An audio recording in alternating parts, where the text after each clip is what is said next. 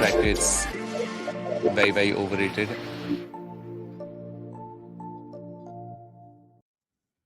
Hello, everyone, and welcome back to Strike Rate, the Cricket Analytics podcast with me, Jack Hope, and Dan Western. It's time for us to get to questions from the audience. A big thanks again to everyone who has been in touch, and a big thanks to everyone who has been listening. As I said at the top of the show, though, we need you to help spread the word. So please do that. Maybe if we answer your question, tweet about us answering your question. A lot of these did come through from Twitter, so it's be a nice way to get the word out organically. We'll start with Tim, and most of these questions are related to our discussion about benchmarks and various different stats from in T20 cricket from our discussion on last week's episode. So bear that in mind. Tim says, wanted to ask something similar, re contextualizing the game state. How utilized are expected runs models behind the scenes? So, Dan, firstly, I think you might need to explain what an expected runs model is, and then in a bit more detail, the teams use them when they're modeling the game. Okay, so there's a few ways you can look at expected runs modeling. You could look at it from like a pre-tournament basis, where I might have an expected run production model for each player in the auction list, for example, like I did in a 22 mega auction. Then you also got stuff like the live expected runs models, where perhaps the modelers are trying to take into account the difficulty of the pitch and the quality of the opposition and stuff like that. And then also the expected runs models in terms of, for want of a better phrase, like the WASP score or something like that, where the media on TV are trying to illustrate like what a good score might be or what the expected score might be at that particular point in time for the team in their 20 overs if they're batting first. So a few different ways of doing it.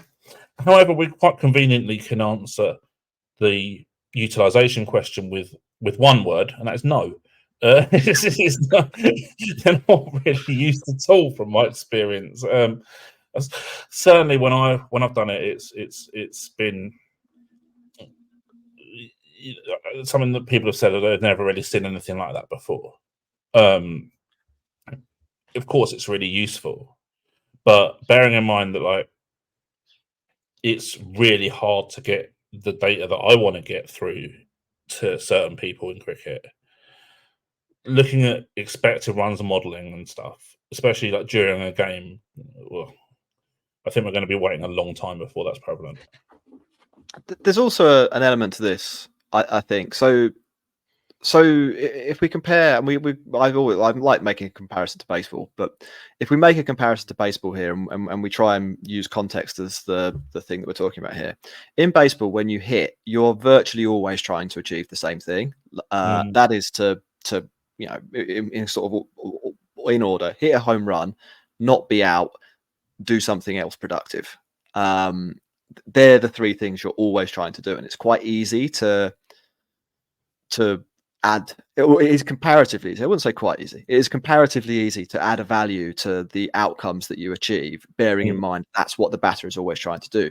We were earlier in this podcast, we were talking about different phases in the game and how balls per dismissal rate goes up and down, and how strike rate goes up and down, and how what you have coming after you in your lineup or the target that you're trying to achieve massively impacts whether wicket preservation or trying to score as quickly as possible are the things you should be looking to do, which means that applying a value to something like someone playing a forward defensive shot in the fourth over of a match when they're 27 for 1 isn't necessarily easy, because there is probably a value in not being out, but there's also a negative value in wasting a ball by not trying to score a run, and working out what the positive value of not being out there is you're not dealing with something tangible. Now, you probably could model that, I think, but I don't think it would work as perfectly as in some other sports. I don't know if that's something that you'd agree with, Dan. Yeah, 100%. And also you've got the kind of either broadly unquantifiable, but at best extremely difficult to quantify impact that on your teammates of you playing that forward defensive. Yeah. So that's another layer into it that's really difficult to quantify and to model. So this is why I think that like the wins above replacement metric for players or runs above replacement metric for players is a really, really difficult one to quantify accurately. People have tried. I'm not necessarily convinced that they're quite where they need to be yet, generally, compared to, as you mentioned, baseball. Yeah.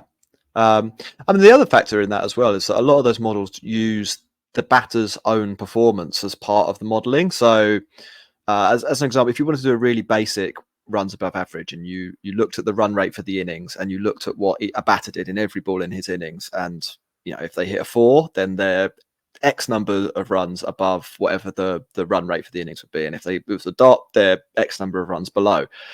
The fact that the batter is sort of participating in that innings and setting the pace to some extent, it creates a lot of noise in that data. And if you do this, and you can do that fairly easily with ball by ball data. You'll find all sorts of weird things that show like Josh Butler's a net neutral batter, when like that almost certainly is not actually the case. It's just that when he plays a long innings, it has an outsized impact on the strike rate of the team overall. So a few things to think about there. It's a really interesting question. I'm sure somebody will eventually develop a model that does start to quantify these things slightly better than we do at the moment. But yeah, that's where we are. Callan says, is balls per boundary the single key metric in identifying a top death over batter, or are other metrics taken into account? So you can pick that one up, Dan. Yeah, I think that kind of way of looking at it is generally speaking the best way of looking at it. I prefer boundary percentage, but it's basically the same thing in terms of balls per boundary percentage. Yeah, the players who hit boundaries the most frequently is the single key metric in identifying a top death overs batter. No doubt about that, because that boundary hitting correlates with strike rate. Jack, we've already spoken about earlier in this episode about the demands of hitting a high strike rate at the death and why that needs to be the case. So, of course, yeah, the best way of hitting the strike rate at a high level is boundaries. And so, yeah, it is the most important metric for sure. And obviously, boundary prevention if you're a bowler as well. Cool. That's a nice quick one. So we'll move on to the next one, which is CFC FTW. You put in brackets here on our notes, paraphrasing. Is that a full name, or is it Chelsea Football Club for the win? Oh no! It's a bit too long for his Twitter handle. I think. Okay, all right, I'm paraphrasing his question, basically. Okay, cool. Yeah. What do you think about batters who are top of the charts against certain types of bowlers, but below average against certain types of or other bowlers? What happens to the valuation of such a player? Should they still be paid a high fee, keeping in mind he'll win games single-handedly against pace, or should he be classed as a non-elite player? So we talked about phases earlier. We didn't talk about bowler type and matchups and things like that. There's a whole other debate and question to be had there. Do you want to have an attempt at paraphrasing an answer to that? Yeah, let's do it. Okay, so I think, again, there's no real right or wrong answer to this. I think that it's very, very difficult to say that the player's worthless or that they're elite. I think it all depends with who they're paired with in terms of their teammates around them. So this is a conversation I have with teams quite a lot, actually, where we talk about stuff like matchup breakers. Like if I've got a really good, really kind of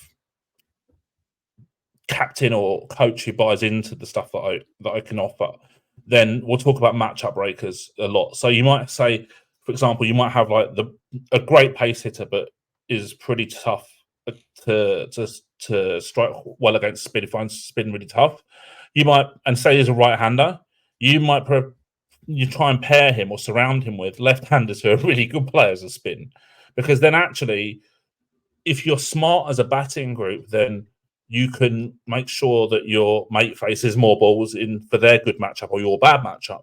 But then also it starts to make the bowling team think twice about their options of who they're going to bowl at you. But whereas if you've got, like, say you've got two pace hitters, but poor players are spin batting together and both right-handed, then you're obviously going to bowl leg spin or left arm orthodox to them, because like it's just the biggest no-brainer of all time. But because if you can combo players who have different strengths and different weaknesses together, then it's much harder for the opposition teams to exploit you. And so it's very nuanced. If someone is like, for example, a great pace hitter, but struggles against spin, and doesn't necessarily preclude them from being a world-class player. You just got to use them in the right roles and understand their strengths and weaknesses, and most importantly, the player's got to do that as well. And they can. So let's say, for sake of argument, you've got a guy who can strike at 190 at the death against pace, but strikes at 100 against spin if you bat him earlier in his innings. Just make sure his entry point's like over 15, over 16. It's just sensible. He'll still be the best in the world at that particular phase against that particular bowling, and therefore he will have a value if you're looking at it from a sort of market value in draft or auction perspective. But yeah, just I always try and say this to teams as well. Let's try and maximize the super strengths of our players and try and negate the ways that the opposition teams can exploit them. You're describing Rahul Tewatia there, aren't you? Basically, Yeah. yeah. It was Like for 8.5 crore or something at the auction 2022, right. and he did a big job on Punjab Kings getting knocked out that year. Last team was against 18. So yeah, I think that's a good answer. We'll move on to the next one, which is from Subagaya. How to evaluate intent? Is there a way to measure risk per ball? Does positive matchups elevate or reduce risk per ball or intent? Can false shots be a directly correlative metric in this? So there's quite a few questions there. I'm going to let you choose the bits you want to answer. I've got a little bit of data on this as well, so you pick up some. Yeah. We'll see what I can say. A lot to unpack with that, kind of a few different areas to cover. I think the first thing that Sibagaya mentions is how to evaluate intent. Now, there's different levels of intent. So you might have boundary intent or you might have scoring intent. Generally speaking, there's if you categorize every shot in every T20 game, then there'll be an array of options that are perceived to be attacking shots where there are high risk and high reward. So they've got a really high strike rate, but a really low balls per dismissal. And I'm talking stuff like slog sweep, reverse, ramp, some extent like a pull as well, the pull shot as well. And then you've got the ones where you're essentially got a really high chance of preserving your wickets, but you don't have a chance of scoring boundaries, or have a very small chance of scoring boundaries. When you, like, for example, you working the ball around or something like that is generally a very, very low boundary option. I call it a non-boundary shot, basically, in terms of intent. So yeah, there's a few ways of categorizing intent, and they are all correlated in terms of, or generally correlated in terms of, or reverse correlated in terms of balls per dismissal and strike rate. Generally speaking, the more high risk your shot is, the more high reward you'll get if you can execute it. But you're risking getting out much more often. And then false shots definitely has a bearing on that, because you're gonna play more false shots if you're playing a high intent shot where you've probably got less control than if you're just trying to work the ball into a gap for a single, because you're looking to go the aerial route a lot of the time. And look to clear players on the boundary. And the amount of times you watch a T20 game and you see someone just mistime it and it goes straight up in the air, it shows you that that's the impact of false shots on that risk reward equation. So yeah, no, it's all kind of related. Jack, I don't know if you've got anything to add for that. Yeah, you actually touched upon a lot of what I was about to say, and I earlier on today was looking at shot data and runs per ball and dismissal rate for them, and you can map balls per dismissal against the run rate for that type of shot. Yeah. And as you said, it is reverse correlated. And if you wanted the R2 for that, so what percentage of runs per ball is related to, I guess, the dismissal rate it's 51%. So in other words, 51% of the likelihood of you scoring runs is caused by the shot choice you're making and the risk associated with that shot choice. As you were saying, right on the sort of high end of runs scored, so 2 or more than 2 runs per ball, slog sweep and the slog shot, but the dismissal rate for those is under 6. So if you were to play at every ball, and it doesn't work like this. You don't just play the slog sweep, or you might premeditate it to some extent. You are probably planning a slog shot, but you do need the right ball and stuff like that. But let's say you had an over where you could play it 6 times, you'd probably be out, but you'd probably get about 12 runs. So yeah, there's that's the exchange. Then right on the other end, you've got the obviously defending the ball, dabbing the ball, steering the ball, the push shot, which are all like really not scoring shots at all, but the ball per dismissal rate there would be over 40 in some cases. So like you're really, really unlikely to get out, but you basically got no chance of scoring more than a run off those balls, and in some cases way less. And if you want to like sort of have a look at the frequency of these as well, and this is where a sort of efficiency might come into things a little bit. Something like 25% of the shots played in a T20 are shots where I would argue they're not even really about maneuvering the field. They're the push shot, which is basically a defensive shot you might score a run off. I think they are the outright defensive shot. They're leaving the ball alone, or they're like dab and run. These are all shots with which we have thousands of balls of data on. Playing that shot is likely to mean that you score less than 1 run. Sometimes as little as sort of 0.08 runs if you just outright defend something dead batter. Yeah. But 24%, or what's 25% of 120? 30 balls. Yeah, 30 balls in a T20 match. On a broader point, on average. This is something that I speak to players about quite a lot, actually. And the biggest question that I would say that I get asked, or most frequent question I get asked from batters, is how do I improve my strike rate? And the most common answer will be reduce the amount of that 25, the shots that comprise what you say on average is 25%. Because if you hit over 25% of those shots, then good luck with striking it over like 135, 140, because it's not going to happen. Yeah. And then like you said as well, there's like a bunch of shots in the middle. The cut shots are probably the most obvious example. How often do you see a spinner cut for a single, cut for a single, cut for 2, cut for a single? And you'll regularly score, but there's always a sweeper, so you'll regularly score 1. Shriram says, other than average and strike rate, what are the other advanced metrics that should be used more often in T20s? So let's say that relates to like broadcasts and the conversation more generally about T20s, rather than going really deep. What would you like to see on a batter's card when he comes out to bat? Okay, so I'm glad that you kind of contextualized that, because I was wondering how the question was going to be contextualized, or how we would do that. So if we're looking at it from a broadcast perspective, I want to see an accurate boundary percentage of for each player when they come out to bat, or on a scorecard at the end of the innings. And obviously, as I said last week, it's my boundary percentage that we're talking about in terms of percentage of balls scored for boundaries, rather than the boundary percentage which is somehow used on TV of the amount of the percentage of your runs that you scored via boundaries, which is a completely different thing, not boundary percentage at all. I think it would be a lot to ask for broadcasters to put stuff on like non-boundary strike rate, and I'd probably put an intellectual property claim in if I did do it. But dot percentage, I think, would be pretty useful to contextualize as well.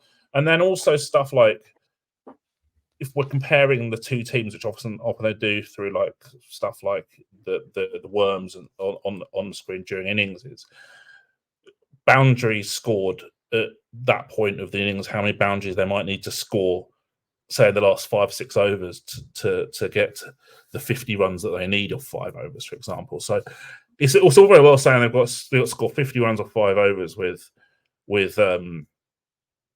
wickets in hand or 5 wickets in hand or something like that, and needs to score 10 over. But how do you score 10 and over? And actually, I think if you asked 100 players and 100 commentators to give you that breakdown of how you would score 50 in the last 5 overs, you probably get a lot of different answers. But if you averaged them out, they'd probably be somewhere close to where you actually needed to be. So talking boundaries, don't talk in terms of strike rate or economy rate or runs per over that you need to get to win, because it doesn't help people understand actually what you need to do to get to that point. And because around 85% of matches are decided in favour of the team who has a higher boundary percentage than their opposition in the match, perhaps at the end of the match you might want to do a breakdown of stuff like boundary percent per team, dot percentage per team, stuff like that. A few other key metrics, phase metrics, for example, phase strike rate, stuff like that. I think it'll be really useful in terms of contextualizing the match for fans who are watching and want to maybe have an extra layer of understanding of this great format. We're going to have one more question, then we're going to go to a break. We've still got loads more, so don't worry if we haven't got to yours yet. Nathan says, one thing I haven't seen in cricket is a way of converting individual contributions into the actual chance of a side winning. Strike rate, etc., are all well and good, but does cricket have an equivalent to wins above replacement in baseball, where a player's value in terms of wins is calculated? So we were talking about this a little bit earlier, and I think it will bring this conversation to a nice conclusion before we get to some other questions. We don't have that, do we, Dan? But No. What do we have, and how would you answer that question? Yeah, there's a few ways of doing it. So I look at over-under performance of benchmarks in certain game states, for example, for players. So I'm looking just in a really basic way. If you know that the average strike rate of death is 170 and players out every 12 balls, kind of broadly the stats that you offered earlier for those kind of regular death hitters, and you've got a guy who's 15 balls per dismissal and 180, then that's good, right? That's it doesn't necessarily mean like that it doesn't convert to like a wins above replacement, but you can, without an abundance of difficulty, at least work out how many runs per ball or fraction of runs per ball that player offers as an advantage compared to the average player. You can go really nuanced, and you can then go down the real rabbit hole of looking at who they've bowled against, who they've batted against, which bowlers they've batted against, and stuff like that. What are the game states of their matches? But I think that you're probably not going to do that without like some form of AI or machine learning tool, probably. Yeah, and again, this is related to the complexity of the two sports as well. Like in baseball, you can effectively calculate that 10 runs is the number of wins. 10 runs is the number of runs you need to score per win, and you can do that by looking at all the baseball games that have been played and the run differentials for teams that win and how they marry up with how many games above 500 they are and how many runs more than net zero they've scored. And because you can assign a value to lots of things in baseball, a home run, 1 run, it's easier to do that in cricket, where even in T20, where you have probably the most concentrated format or concentrated mainstream format, there's still so much variation in what the 14th over of the match might look like from game to game. So you might have like a 60 difference in pass score between like Rawalpindi and Dakar, for example. Well, yeah, that's it. Yeah. So how many runs do you need to score to generate a win? That's a question that you can't even really answer on a league by league basis because of the variety of venues that you're playing at. And do you remember at Sharjah, just to round off this, a little bit of a tangent. Sharjah a few years ago. So Sharjah, if you don't know, I'm assuming most people here will, is the tiny ground in the UAE that is kind of the third pitch that they'd use for the IPL when it was played there during COVID. It was an absolute run fest, apart from on pitch 4 where the ball didn't bounce. And the average score when they played on pitch 4 was like 130 aside. They played literally 3 yards either side of that, 200. But there was one pitch. So then you've got to factor that into your model and try and work out what that's showing you. And then pretty much impossible because you don't get the pitch information in the general public domain, right? I'll know what pitch we're playing on in terms of the team, that if I'm working for a team, but that they don't ever really, they won't even say that on a broadcast, right? Yeah. So there, Dan, we're going to take another quick break, and then we're going to come back with a few more questions.